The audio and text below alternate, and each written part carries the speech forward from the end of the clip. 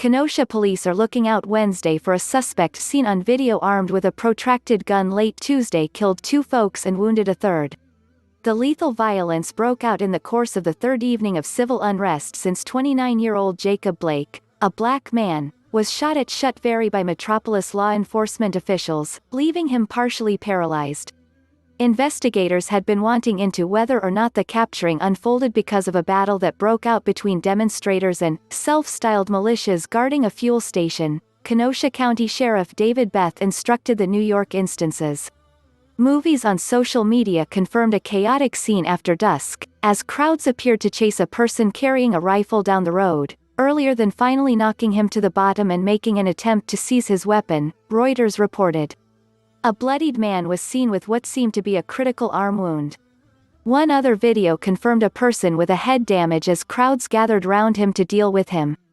Individuals once more defied curfew Tuesday evening in Kenosha. The police destruction marred protests the earlier evening as fires had been set and companies vandalized.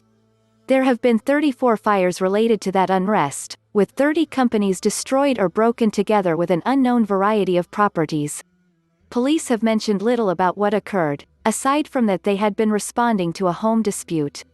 The officers concerned haven't been named. The Wisconsin Division of Justice is investigating.